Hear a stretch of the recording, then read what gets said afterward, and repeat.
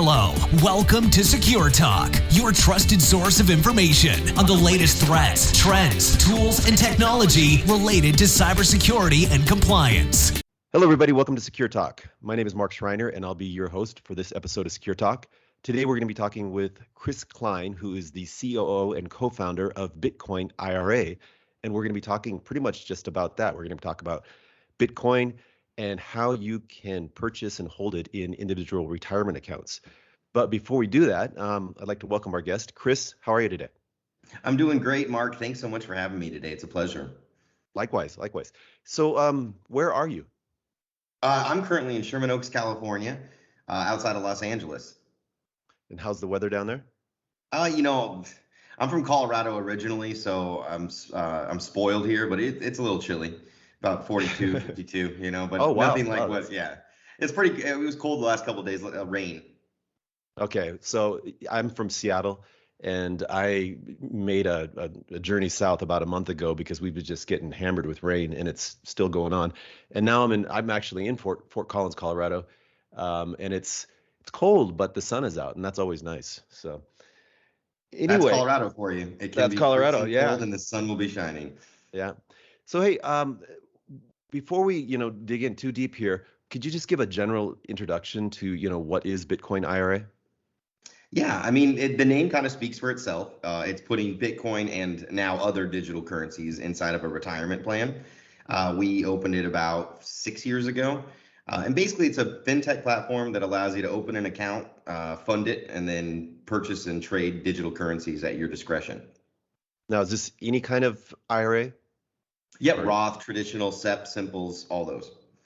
Okay, and maybe you can walk us through some of the challenges. Why can't I do that in just any of my other IRAs? Why do I need a Bitcoin IRA? It's an alternative product that is custodied a lot different than your typical stock, bond, or mutual fund. In about mid-90s, the concept of a self-directed IRA came to establishment, and people used it for things like real estate, land, etc. Over the years, it's been used for private equity, peer lending, precious metals, and we brought the solution of crypto onto that instrument. So you can't go to Fidelity or TD Ameritrade and search and find it. It does take a specialty custody solution. Okay, and in your IRAs, can you, in addition to Bitcoin and other cryptos, can you hold other types of investments as well? Yeah, you can also still hold those same stocks, bonds, mutual funds, real estate, alternative assets, Bitcoin, Ethereum, and other digital currencies. So pretty much everything has just got that extra layer of alternative compatibility. Excellent. So maybe you can walk us through some of the benefits of putting crypto in an IRA. Well, the biggest one, and what most folks look at it for, is the tax advantage. So if you put it into a traditional or a Roth IRA, you're going to not have to pay capital gains taxes every time you buy and sell. If you went and put $5,000 at Coinbase a few years back and now it's 500,000, when you sell it, you're going to have to pony up capital gains taxes for that growth. In an IRA setting, you don't have to do that. And with a Roth in particular, when you take the funds out later after 59 and a half, it's tax-free withdrawals. So for folks that are big believers in the future of digital currency, the tax advantage is pretty much the number one reason why they look at IRAs. Beyond that, now, especially this year, the conversation about inflation has become very important. And when you are in stocks, bonds, mutual funds, you're in dollar-derived assets, so you're going to liquidate to dollars. And right now, with a 6.8% inflation CPI for the year for the book, folks are thinking about how far their dollars can go and what can they do to hedge themselves against that.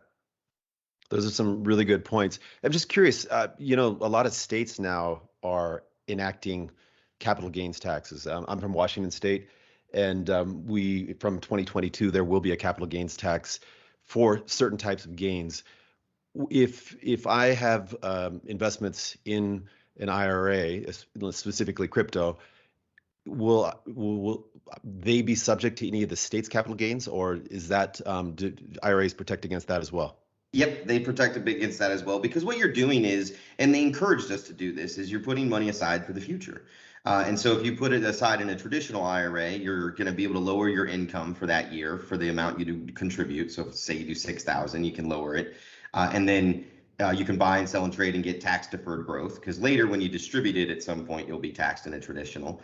And in a Roth, you don't take that benefit on the front side of lowering your income, but you get the benefit on the back side. These were instruments built to encourage American savers to build their retirement plans. Right. Well, there's a couple questions here. First off, I mean, you mentioned some of the traditional investments versus, and the issues in terms of, inflation. And I think that you were kind of hinting that cryptos could be a hedge against inflation if used in the appropriate manner. Does your Yes. firm offer, do you offer advisory services in addition to the accounts themselves? No, we offer educational services. There really doesn't exist, at least not that I know, that warrants being actual a advisory for Bitcoin or cryptocurrencies. It's only 12 years old. So anybody that will tell you, hey, this is what Bitcoin's going to do next, I'd be heeding with a side of caution on that one. Because Take it with a pound of yeah, salt. yeah, most people, I mean, I've been doing this for 6 years, and I won't say that it's going to do one thing or another. I think what it's driven by is the concept of scarcity, specifically with Bitcoin. Let's take that as a use case. There will only ever be 21 million Bitcoin mined ever. And it's designed that way by the diminishing rate of return and the exponential cost associated with mining one, and the fact that the reward gets actually cut in half as we get closer and closer and closer to the final one. So you as a miner, if you're making it, your return is dissipating quickly. That's in direct contrast to the US dollar, which has a balance sheet that's 10x across the last 10 years. If you look at just from 2008 with the crisis of the housing and the recession to where we are at now with $1.5 trillion infrastructure bills, these dollars are coming from somewhere, and they're a hidden tax on us in an inflationary sense. Yeah, I mean, I've been a big fan of Bitcoin for several years. Unfortunately, not early enough to. I actually started following it maybe in 2012, and toyed with purchasing. I waited a few years. Still have been very, very happy with the obviously with the progress. The main selling point for me was the fact that there's a limited number, right? And so Yeah. you can't just go out and print more of them. So there's actually other benefits as well. But let's go back to the IRA accounts.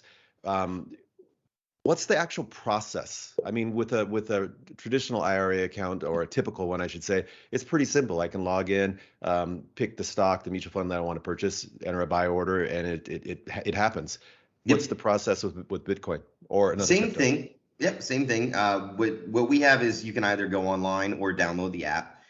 It's got a quick application, just like Fidelity or anybody else does, to get to know the details about who you are and what kind of account you're opening and how you'll be funding it. And then our team kicks in to help you fund it, because there's nothing harder in today's world than moving money from bank to bank. I don't know if you had to do it lately, but it's a process. And so our team helps if it's, say, you're funding from just opening a new account. Sometimes folks will transfer from a IRA that they have already, like a partial amount of it. And then other folks have 401ks from past employers that they can roll over.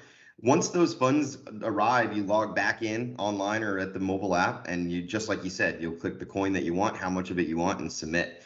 Then you can also, in the future, sell, swap amongst pairings and things like that in the same place. Okay, and then what about security? So I'm assuming that Bitcoin IRA is actually holding the investments and on behalf of your customers. Is that correct? Yes, that's how an IRA has to work. We use our vertically integrated digital trust. It's our own trust company. We've worked with several throughout the years, regulated by the state of Nevada, and we partner with BitGo. It's a pretty familiar name, especially this year. I think they were acquired by Digital Galaxy Galaxy Digital for about 1.3 billion. We've been working with them since about 2015 and constructed the first wallet design for this particular product need.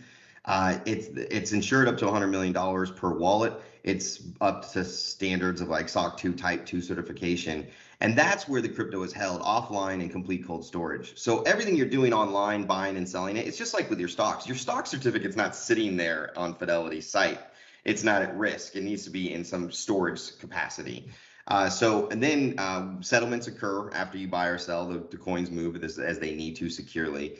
And we take it very seriously because cryptocurrency is a new frontier, and it takes safeguards to protect folks. You hear a lot, I'm sure, right? You've seen, Mark, a lot of those stories out there about people that lost their keys or lost their wallets or otherwise, right?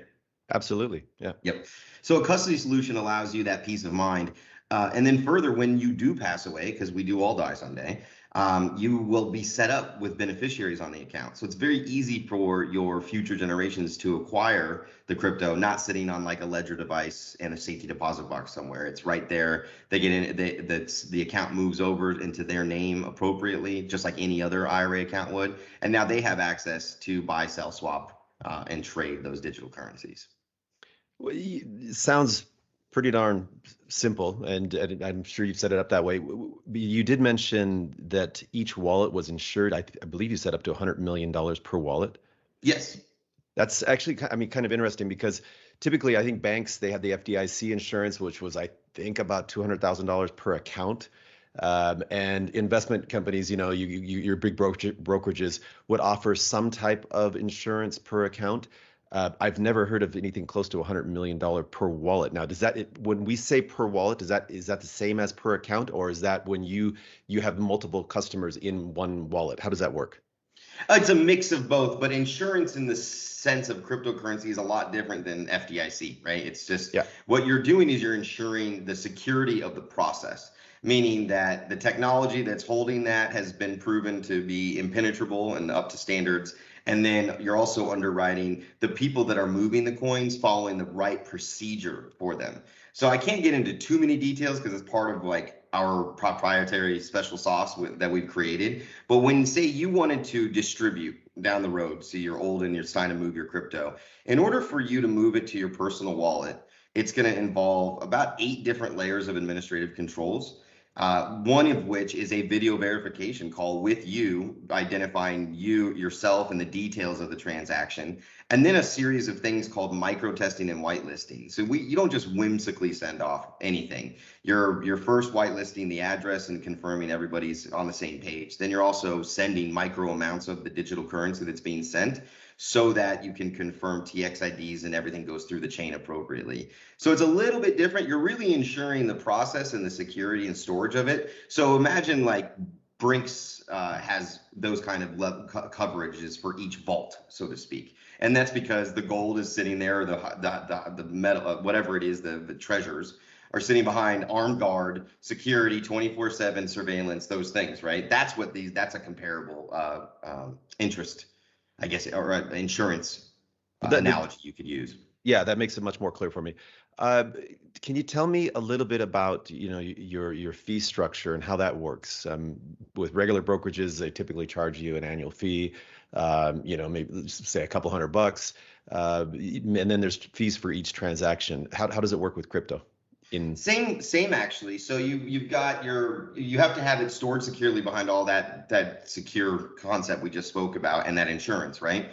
So there's a cost every month or every year of, I think it's 8 basis points a month. So it works out to about 65 basis points a year. So, and that's assessed monthly based upon the value of your account.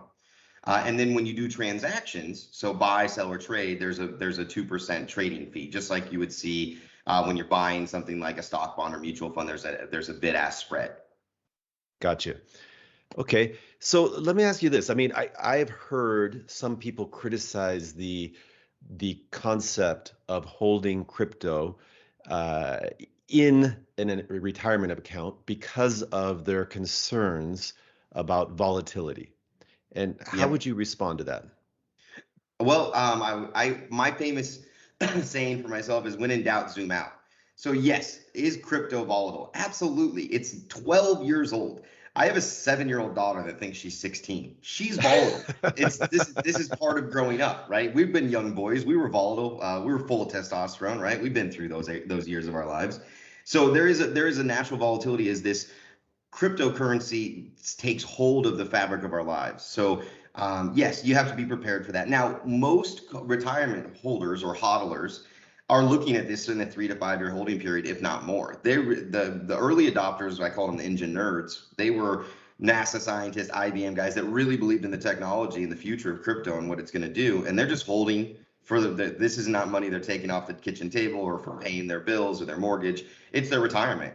And even so that's one place of it. And what you don't see a lot of is day traders in the space, not for retirements. If you're where you see those guys are on the exchanges and they're moving big amounts of digital currency in and out, left and right, trying to take advantage of the volatility. Most folks in our world are just getting into it, watching it grow over the years, and then at some point making a decision how they want to distribute it once they reach retirement. It's more of a long-term play. I know it doesn't seem like that because it's digital currency, but early adopters are looking at it from that angle.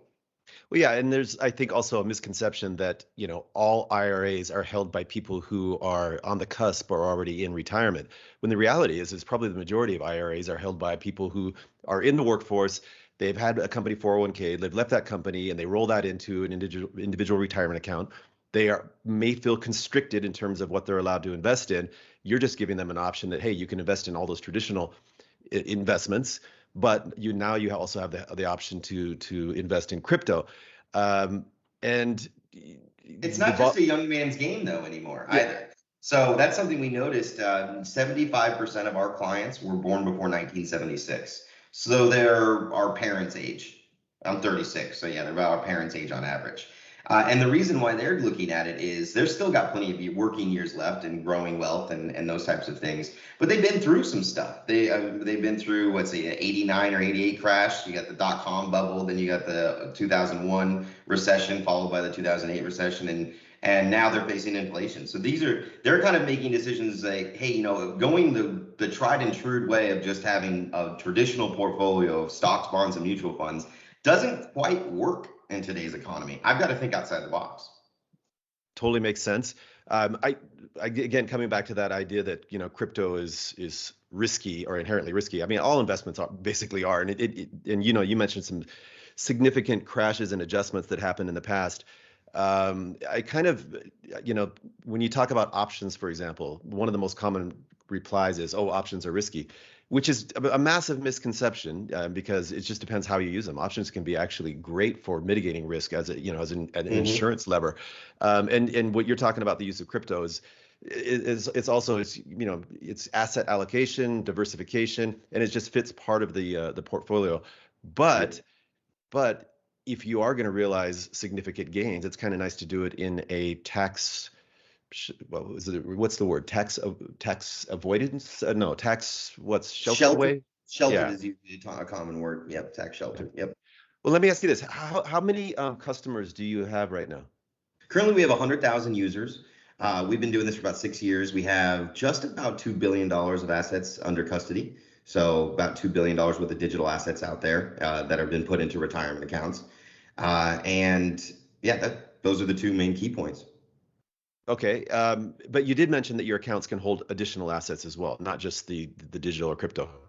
Yeah, correct? Mostly what we see right now, because our buyer is pretty heavy on the crypto side, because they don't move their whole fidelity, right? They'll leave what they plan on doing for stocks, bonds over there, and they put the part that they want for crypto over here. The other piece that we see a lot of, and it's not a huge percentage, is gold. We worked with a group that put a blockchain over the top of an inventory of gold at the Royal Canadian Mint. And so you can now trade gold alongside your crypto. So what we see a lot of folks have done over the years is once they reach a point of exit for their crypto, they may go and sit on the sidelines in gold because of its stability. Also, it has been historically known as a hedge against inflation too. So it does have a little bit of a synergy. Sure. Would you have the data for 100,000 customers? And this is Secure Talk, so we talk about data protection and all that. Oh, it's huge. How do you do it? It's part of growing up as a business. Any entrepreneur will tell you that the technology is something you always have to be thinking about. Fortunately for us, we got partnered early on with BitGo, who has a really high standard of security concepts. They literally have guys sitting in rooms thinking of what could go wrong, and they've built amazing. Because they're backing, I think they're now at almost 30 or 40 billion dollars worth of. I think maybe it was the $50 billion worth of cryptocurrency, the last report they had. So they really have to be focused on that and consumer data. There's a lot of great tools out there. You're always gonna have a target on your back. These last 2 years have shown that cyber crimes are just, you guys all know, they're off the charts, right? Especially with COVID and the amount of things that you see. In fact, I had a spearfish attempt on myself this morning. Where they try to impersonate me in some mocked email, and then my employees respond, and then they get convinced to go get gift cards, all that. We train really well for our. You've heard of these things, and they work sometimes. They get see them all the time. They're everywhere. Especially, It's nonstop.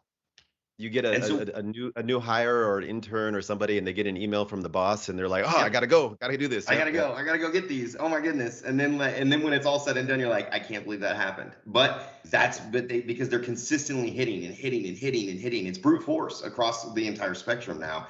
So you have to build sound technology. You have to put it in the right places. I mean, even that's difficult. You have Cloudflares and AWS's. But you have to have redundancy is huge because uptime is fundamental. With cryptos moving and you've got a system that's down, that's a problem.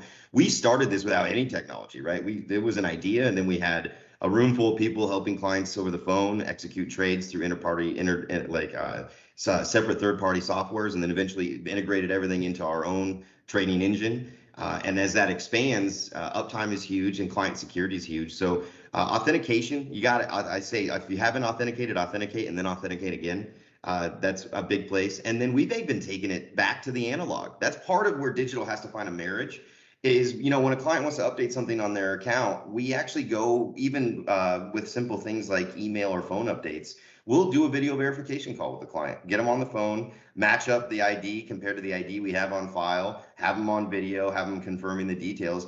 Because of the prevalence of SIM swaps and email hacks and things, we actually just had a client last week that got hacked. Not on our platform, just want to clarify, but their credit cards got maxed out. Yeah. Their credit cards get maxed out. Their bank accounts get emptied out. This is Thanksgiving week, like the week of Thanksgiving. Man. They call us and they're like, I don't even know if my crypto's safe at this point because I've lost control of everything. They have gotten everything. And we were able to tell them, no, everything's fine here. They weren't able to get through the authentication. I think that what it was that it tagged a different IP address and they didn't have the ability to do it. And we just have enough layers that you can't even get it out without talking to us on video, which is, you kind of have to go back to that analog a little bit to feel a little bit safe now. So do you force all your customers when they log in to do some type of multi-factor authentication? Yep.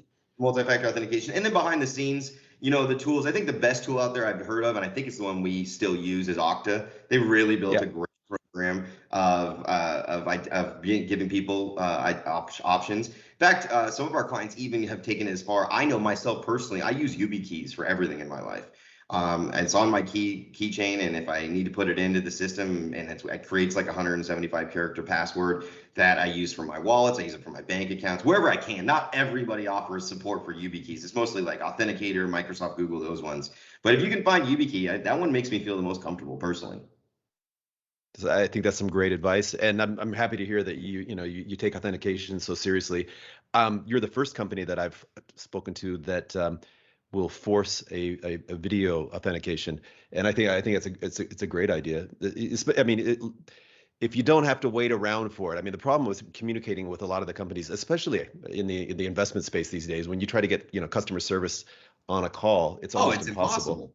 We have a policy of 90 seconds or less. So one of the things we did differently, if you go to any other crypto company out there, you're going to go to an FAQ with a robot, and there's not even usually a phone number to call. We started in a world where we knew it's retirements. People on average are doing $40,000 to $50,000 investments. They need to talk to somebody. They need a white glove experience. And so we carry that forward to the service of their account over the years. One of the things our phone system has is a service level standard. And we set it at 90 seconds or less. If you call us and you aren't on the phone with somebody in less than 90 seconds, then we failed our service level. And our goal is to hit 85%. We try to bat 85%. Now, nobody's perfect, and we had to build that up. But those are the things that I think we're missing a little bit of. It's awesome to have all this amazing technology, right? This is great. But it doesn't mean we have to get rid of the human. The human plays an important role. And I just the other day, I'm sorry, my grandfather passed about a year ago, and I got something from JP Morgan about this, and I have now had to submit it 3 times because one of them, they said Chris and Christopher weren't the same name. I'm like, wow, that's I haven't seen that before. But this is retention things. That's your compliance officer, man. Right.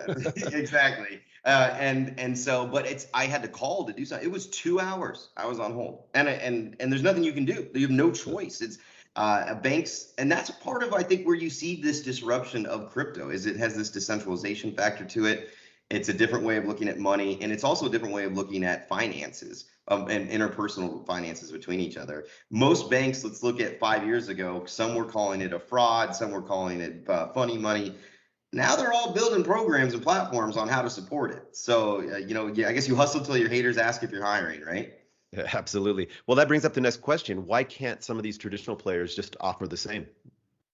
Some of them have, Fidelity did a little bit of a case study with it. There are banks that are growing that in our space. What you're seeing is actually more people leaving traditional finance at not a brain drain, but quite a bit of folks jumping over to businesses like ours to develop the next thing. I think what you will see is you'll probably see some acquisitions and some mergers of platforms that are in the right space that banks are saying, you know what, if I just buy this because they're cash heavy, I can integrate this quickly into my world and be a leader in the space. And one will do it, and then more and more of them will do it. It is a different way of looking at the way you do things, right?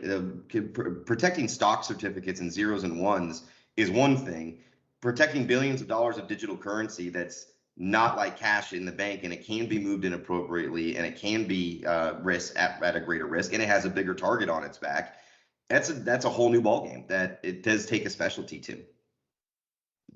Definitely makes sense. I mean, if I was going to trust somebody with my cryptocurrency, I would want a subject matter expert, 100%, and not the company that I had a similar experience recently where I was trying to move some money, and you mentioned it earlier that trying to move money is so painful these days.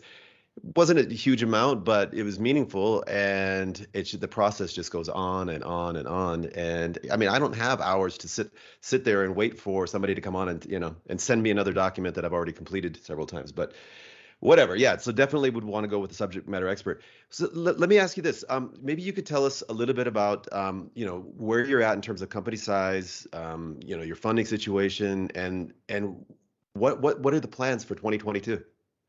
So we're about 120 strong. We have two sides to our business. We have the platform, which is Bitcoin IRA, and we have our trust, which is a self-directed IRA trust company in Nevada, which is called Digital Trust. So put those two together, it's about 120 folks. We're self-funded the whole way. We opened this up, and my partners and myself, with a mission to help more Americans retire about a decade ago. And we did other things than crypto before we got into crypto, but all within IRAs and understanding how alternatives work. Where we're headed next, we had a lot of big launches in 2021. It wasn't just a banner year for production and what the market did and the industry did, but our Earn program launched in February. That was the ability for clients to earn a yield basically on their holdings. That grew very quickly, and then our mobile app went out right around Father's Day. And we just last month expanded. We were at about 15 digital currencies. Now we're at 65. So we added about 50 new digital currencies to the platform. 2022 is going to be about maximizing the customer journey and polishing the technology, I think. And this is our time to really take it to the next level. And there's a point in your business where you have to do that. You have to grow very fast, and sometimes you're putting things together very quickly. And at some point, you got to go back and rethink, is the customer journey maximized?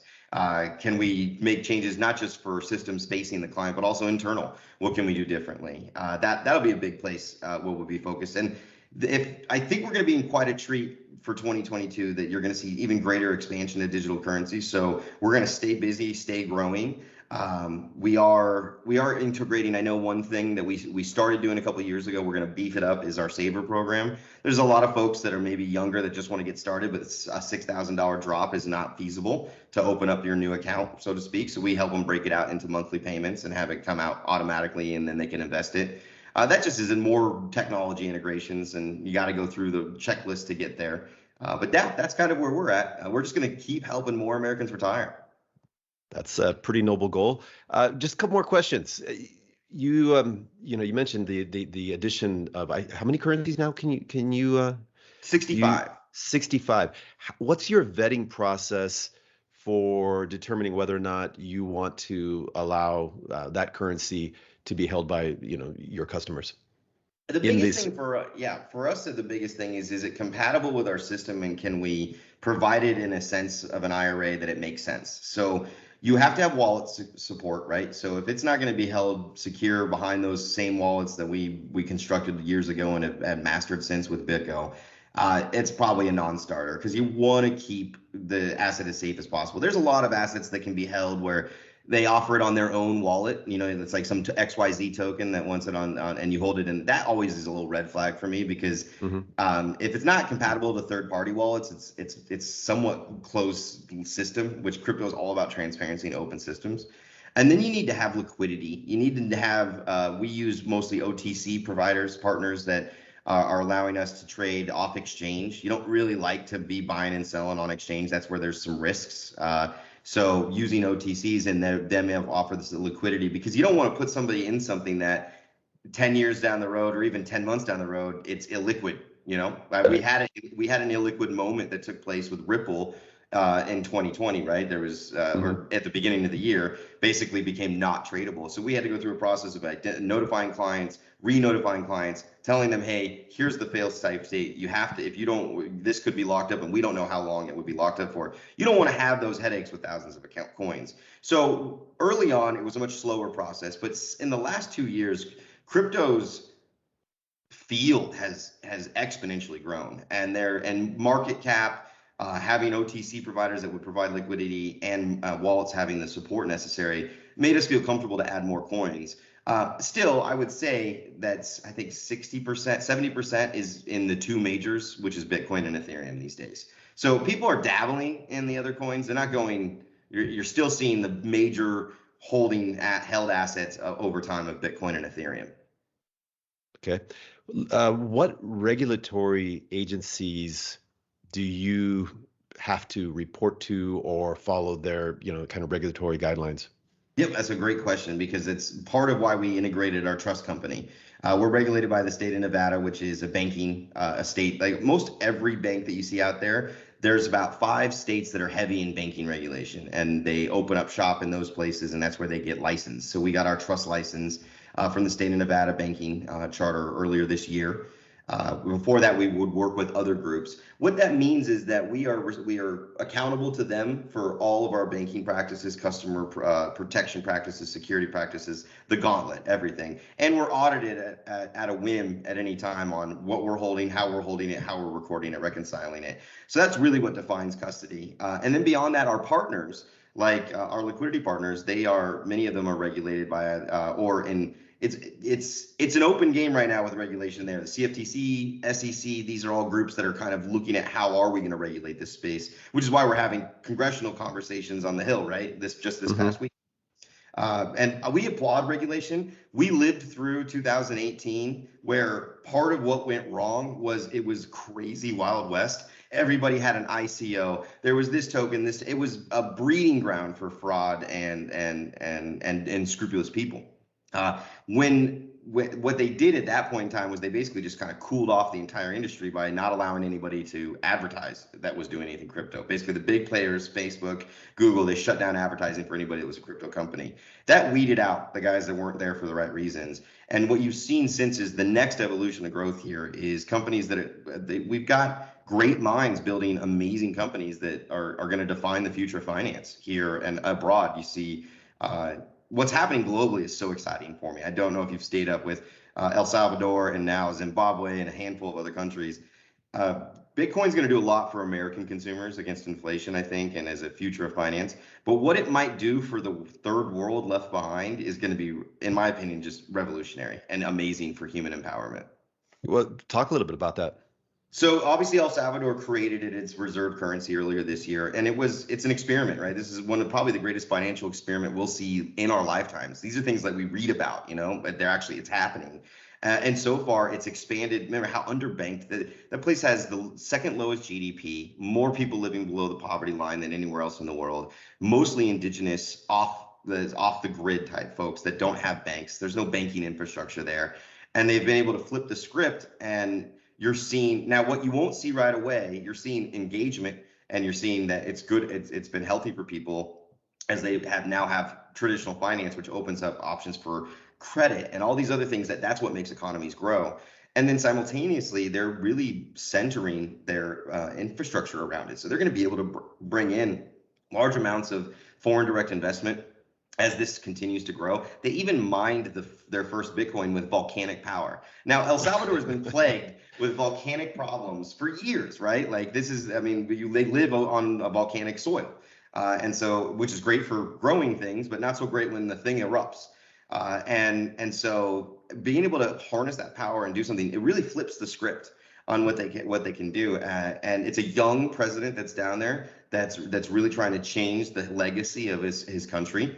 And that's really exciting. You know, I compared a little bit, you know, in the 60s and 50s, we were all terrified. Not you and me, we weren't around, but our grandparents were terrified of communism. It was going to spread from China to Southeast Asia through Vietnam, and it was domino theory and all the. Crypto has the potential. You imagine the neighbors of El Salvador, Costa Rica, and Nicaragua looking and saying, man, these guys, look at, they got skyscrapers growing up, they got banking infrastructure growing up, they got telecom coming in, their economy is growing into the next world. We got to get on this train. They're going to start looking at it. And Africa's right now, Zimbabwe's looking at it, which has it's like, I think 85%, don't quote me perfectly on that, but at like 80 to 90% are living on $200 a month. And this could change people's lives. It could really be the greatest weapon against poverty, not some World Bank or some World Food Bank and bureaucracy between it, but just humans doing what's different and best for humans. Sounds pretty darn exciting. Let me ask you this. I mean, and we're going to wind this down here in a second, but one of the kind of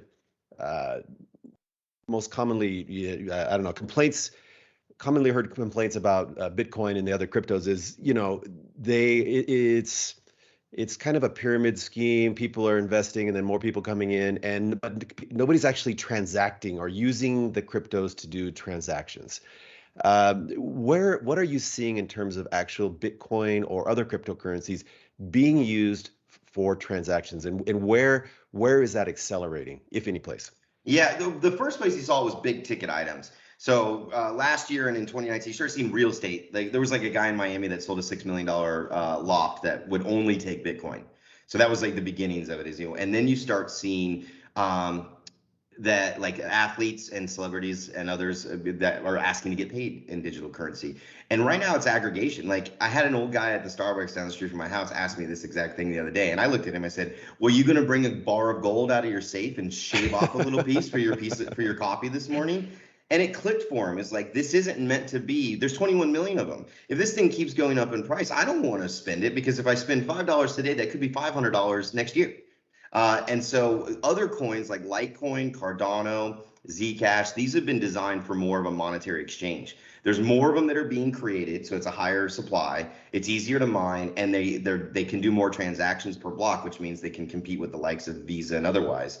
And you'll start seeing, I think Visa's putting out, they just this week announced they're doing a crypto discussion next year. That's a big move. That means that they may start thinking. PayPal is looking at it as well as and now I think what you will see is slowly merchants will start to choose it. Now there's good reason for many of them. So Amazon, for example, why wouldn't they want to have people take Litecoin? Well, think about it. They're already working on pretty narrow margins. They don't have to pass forward the merchant services fee from American Express, which is 3 or 4%, from Visa and MasterCard, which is like 1 or 2%, because those don't exist with Litecoin. So now you have a chance to be a little bit more competitive as like an online retailer. Live Nation, for the tickets, like Ticketmaster and all that, they were about to announce that Litecoin was going to come onto the platform as an option to buy tickets for concerts and sporting events. And then COVID hit. And that kind of just Live Nation just was trying to survive. They're not going to do anything fancy. They're just trying to figure out how we're going to stay as a company when nobody's going to any events for the next year. But then you'll have merchants that look at it to their advantage. Now, big ticket items for a while on the other stuff, but slowly but surely, that's where you start seeing transactions happen. I think the crypto.com arena is understated for what it's going to actually do. These banks don't put their name on a stadium just to say, hey, look, I got my name on a stadium. That's part of it. It's ego driven, right? It's there. But what's underneath it is they're going to have access to everything happening inside that stadium. The concessions, the ATMs, the credit cards that are given out with the team name, like the Lakers credit card that Visa offers. These are now all places where digital currency like Bitcoin and others are going to be part of the conversation. And they may set the standard for what other groups do ahead. That's what I'm kind of excited about. I think that's something you're going to see happen more and more in 2022. Wow. I I gotta say, man, your excitement is contagious. I've taken like a page and a half of notes during this conversation, and I've got a lot of to-dos in terms of following up with some of these things that we discussed. Hey, Chris, I really enjoyed talking with you. If any of our listeners want to get more information about the Bitcoin IRA, where should they go? Two places. You can just go to bitcoinira.com, and right there you can click and get started, open up a free account, get a look at the dashboard, what the tools are. Mobile app is awesome. Just go to the App Store, search again Bitcoin IRA. It's usually a white or an orange egg. It's the nest egg with Bitcoin inside of it. That's the greatest place to start. Once you start doing things, you can get a hold of any of our service professionals and crypto platform experts that can at least help guide any of the additional questions you might have. Awesome. Hey, Chris, thank you so much for your time, and I wish you a great 2022. Thanks. You too, Mark. Hello. Welcome to Secure Talk, your trusted source of information on the latest threats, trends, tools, and technology related to cybersecurity and compliance.